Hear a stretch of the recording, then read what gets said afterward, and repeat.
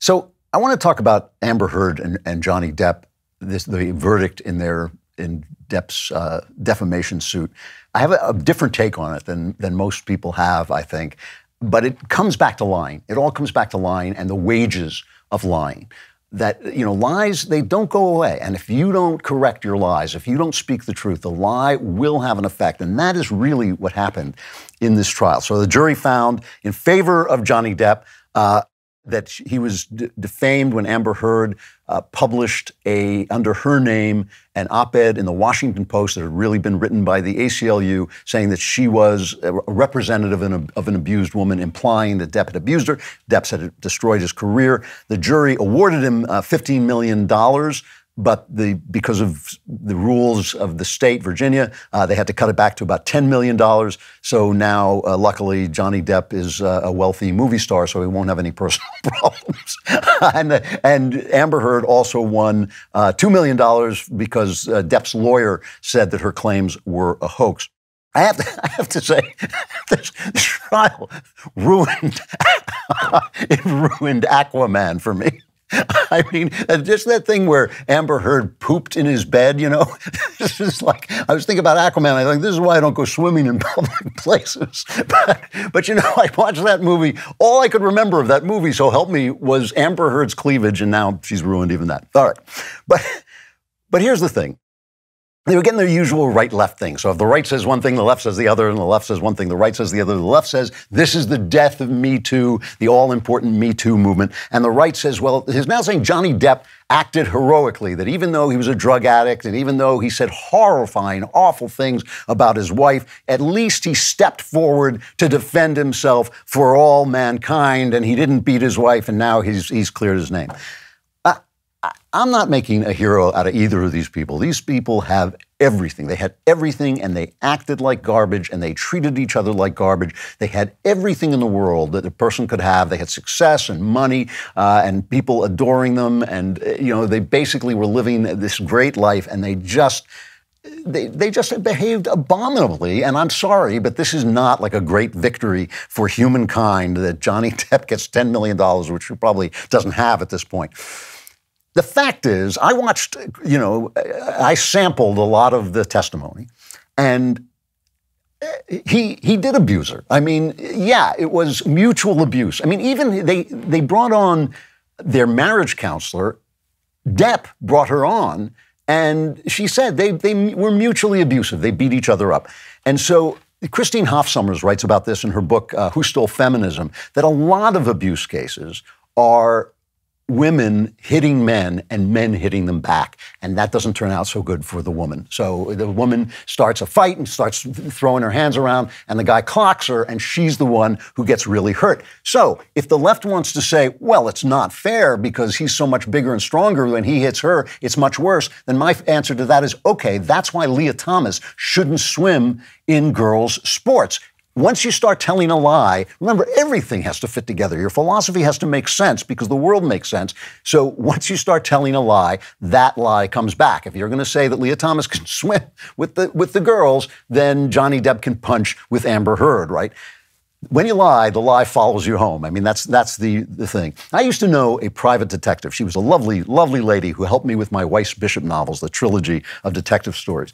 And one of the things she did was defense attorneys would hire her, and if you witnessed a murder, she would go out and find somewhere where you had lied, probably on your resume, because almost everybody, kind of puffs up their resume. And then when you were in court and you said, well, I was standing there and I saw this guy shoot somebody, the defense attorney says, did you lie on your resume? And you go, well, yeah. Well, how do we know you're not lying now? And that always works with jurors, because if you lie about one thing, you're likely to lie about other things. You lie about a small thing, you're likely to lie about a big thing. A lie follows you home. And that is exactly what happened to Amber Heard. She might have made the case that there was some mutual abuse going on, but she was so dishonest. She lied and lied and lied. There was this one thing, I found this painful to watch. I found it actually embarrassing. She claimed she was going to donate the $7 million divorce settlement she got from Depp. She said she was going to donate half of it to the ACLU and half of it to a children's charity. And now Depp's lawyer goes after her. This is a long cut, but it's worth listening to. Cut 12.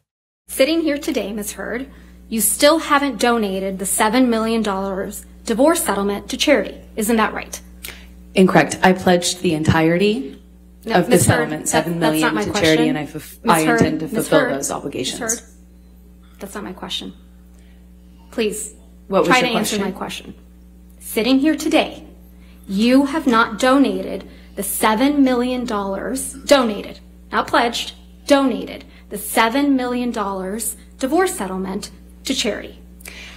I use pledge and donation synonymous with one another. But I the same don't. thing. Ms. Hurd, I don't use it synonymously. That's how donations are paid. Ms. Hurd, respectfully, that's not my question. As of today, you have not paid $3.5 million of your own money to the ACLU. Yes or no? I have not yet. And as of today, you have not paid $3.5 million of your own money to the Children's Hospital of Los Angeles, correct? I have not yet. Johnny sued me. So that's what destroys her. That's what destroyed her. She lies about one thing. The jury's thinking, well, then she's lied about everything. She's a liar. And she did. I mean, she did it again and again. I just picked that one because I found it so painful to watch. I mean, I use pledge and donate synonymously. I say, hey, Danny, I'm pledging $1 million. I'm going to give you $1 million after the show. Well, I pledged it, so it's done. So here's Hurd's reaction when she loses the case. It's cut 18.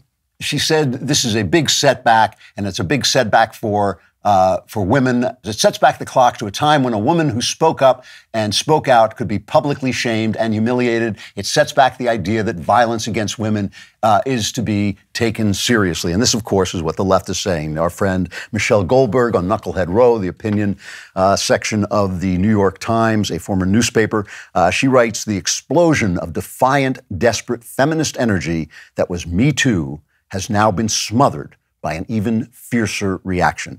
Me Too is a movement of women telling their stories. Now that Hurd has been destroyed for identifying as a survivor, other women will think twice. Okay. So let's talk about Me Too, all right? Because this is, all I'm saying is you lie about little things, you lie about big things, and it destroys your credibility. Remember Brett Kavanaugh, our Supreme Court Justice? Remember Christine Blasey Ford stood up and told this story about something that had happened in high school between them. As Molly Hemingway pointed out on her book on the subject that she wrote with Carrie Severino, there was zero evidence that Ford and Kavanaugh had ever met. Zero evidence that Ford and Kavanaugh had ever met. Now, I'm sure you all remember the reaction every single day in the news, every single day, this story. And yes, she was very credible. She looked credible. She not just sounded credible, she looked credible. And women were writing op-eds that said essentially, I was attacked, so I believe Christine Ford. This is this guy's life and career. It's Brett Kavanaugh's life and career. There's no proof these two ever met. No proof at all they ever met. And they did everything they could to derail the nomination of this justice because they didn't like him. They didn't like his politics. So here is Jeff Flake. He's a senator. He's considering his vote. He is accosted in an elevator by two activists screaming about the fact that here, this horrible man, Brett Kavanaugh, because he's been accused without any kind of proof at all, that he can't vote for him. Here's the clip. I have two children. I cannot imagine that for the next 50 years, they will have to have someone in the Supreme Court who has been accused of violating a young girl. What are you doing, sir? I was sexually assaulted and nobody believed me.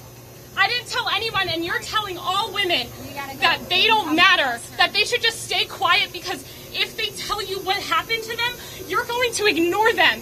That's what happened to me, and that's what you're telling all women in America, that they don't matter. They should just keep it to themselves because if they have told the truth, you're just going to help that man to power anyway. So again, the same stuff we see with the transgender people, the same thing we see with the gun people. It's the tears, it's the emotion, it is the fact that you are a bad person for doing what you're doing. But there's no argument there because there's no evidence whatsoever that this woman is telling the truth. Anybody can say anything about anybody, right? You know, as the lawyers like to say, you can indict a ham sandwich because all you're doing is accusing somebody of something. All right, so. But we all know that women do get abused. They do get hurt. They do get mistreated. We all know this is true, and it all offends any man who's a man is offended by this. But then Joe Biden is quite plausibly accused by a woman who is his aide in the Senate, Tara Reid. She says he threw her against a wall and he forcibly shoved his finger up her, okay? And here are the feminists reacting to that. This is cut 11. I don't care if I do get a mean and stony stare. If I'm not successful, it won't be distressful, 'cause I don't care. That was actual video of feminists reacting to the charge that Joe Biden essentially sexually assaulted an aide. The New York Times, which ran op-ed after op-ed after op-ed about Christine Blasey Ford, did not say a word for, I believe it was 20 days. It may have been 21 days.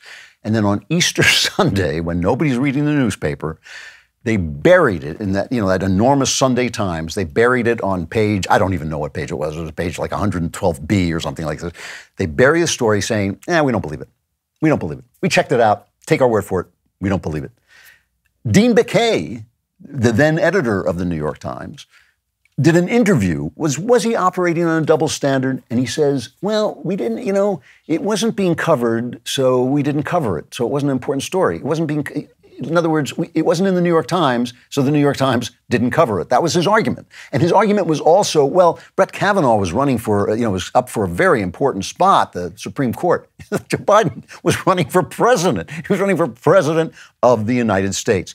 He lied. It was an open lie. It was an obvious lie. It was the kind of lie that corrupt politicians tell. I put the money in a little black box. They didn't cover it because they were protecting Joe Biden. You lie in a little, you lie in a lot. So once we know that the Me Too movement is being used for political purposes, all those women are being effectively silenced, not by us. Because I feel that the women had a point. I worked in Hollywood. I know they were being chased around the desk. I know, there's a monument. This is no kidding. In a mall in Hollywood, a gigantic, several-story tall mall, there's a monument to the casting couch. It's a big joke. If you want to get a job in Hollywood, you got to lie down on the casting couch and give the producer some sex. Well, that's still going on, and everybody knows it's going on. So I have sympathy for the Me Too movement, but once you use it for politics, it's all a lie. Once you tell a little lie, it's like Amber Heard, Me Too just like Amber Heard, Me Too had some truths to tell, but when you lie, the lie follows you home. And that is what's happening with the transgender movement. It's what's going to happen with the guns. That's why the Republicans should stay away from it. It happens to all of us. It happens to all of us. It's a good reason to tell the truth.